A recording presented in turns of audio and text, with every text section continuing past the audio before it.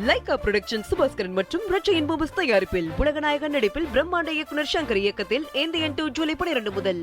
France பாராளுமன்ற வாக்கு எண்ணிக்கை நள்ளிரவு நடைபெற்ற நிலையில் அங்கு எந்த ஒரு கட்சியும் தனி பெரும்பான்மை பெறாததால் அங்கு தொங்கு பாராளுமன்றம் அமைவதற்கான வாய்ப்பு ஏற்பட்டிருக்கிறது. பிரான்சில் கடந்த மாத தொடக்கத்தில் நடைபெற்ற ஐரோப்பிய யூனியன் பாராளுமன்ற தேர்தலுக்கான அந்த தேர்தலில் தீவிர வலதுசாரி கட்சியான தேசியவாத பேரணி கட்சி தனது முழு ஆதிக்கத்தை செலுத்தி அங்கு அதிகவாரியான இடங்களை பெற்றது. இந்த நிலையில் அங்கு அதிபராக உள்ள இமானுவேல் மெக்ரோனின் மறுமலர்ச்சி கட்சியை விட அதிக வெற்றி பதிவு செய்ததன் காரணமாக கடந்த ஜூன் 9ஆம் தேதி அவசரமாக பிரான்ஸ் பாராளுமன்ற தேர்தலை மக்ரோன் அறிவித்தார். அதன்படி கடந்த 30ஆம் தேதி முதல் சுற்றுக்கான தேர்தல் வாக்குப்பதிவு என்பது நடைபெற்றது.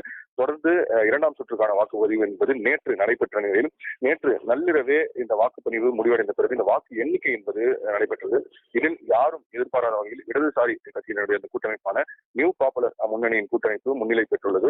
மொத்தம் உள்ள 577 தொகுதிகளில் 182 தொகுதிகளை இடது முன்னணியை கைப்பற்றியுள்ளது. மேலும் மெக்ரோனின் நடுநிலை கட்சியான மறுமலர்ச்சி கட்சி 168 இடங்களை வென்றிருக்கிறது. இந்த முதற்கட்ட அந்த சுற்று தேர்தலில் முன்னிலை வகித்த வலதுசாரிகளான அந்த தேசியவாத பேரணி 143 இடங்களை மட்டுமே இந்த இரண்டாவது சுற்று தேர்தலில் பெற்றிருக்கிறது. எனவே இந்த தற்போதைய நிலவரப்படி ஆட்சி அமைக்க யாருக்கும் தேவையான பெரும்பான்மையான 289 என்பது எந்த ஒரு தனி கூட்டணிக்கும் கிடைக்கவில்லை. ஏனால் பிரான்ஸ் பொறுத்தவரை தொங்கு பாராளுமன்றம் அமைவதற்கான ஒரு சூழலும் இருக்கிறது.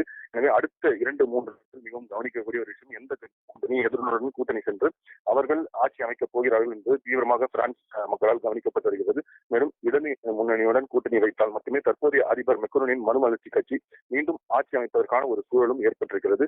இருப்பினும் இடது கூட்டணியும் வலது கூட்டணியும் சேர்வதற்கான வாய்ப்புகள் என்பது மிகவும் குறைவு என்பதால் இடது கூட்டணியுடன் இந்த மறுமலர்ச்சி கூட்டணி, அதாவது மக்ரோனுடைய மறுமலர்ச்சி கூட்டணி என்பது கூட்டணி அமைத்து ஆட்சி அமைப்பதற்கான சூழலும் தற்போது நிலவி வருகிறது.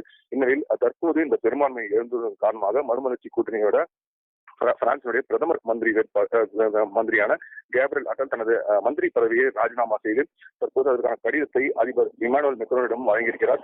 தொடர்ந்து பிரான்சை பொறுத்தவரை தற்போது எந்த ஒரு தனி கூட்டணிக்கும் தனி பெரும்பான்மை கிடைக்காதன் காரணமாக தொங்கு பாராளுமன்றம் உருவதற்கான வாய்ப்பு ஏற்பட்டிருக்கிறது. அடுத்த 2-3 தினங்கள் இதற்கான ஒரு முழுமையான முடிவு எட்டப்பட்டு யார் ஆட்சி அமைக்கப் போறார்கள் என்பது தெரிய வரும்.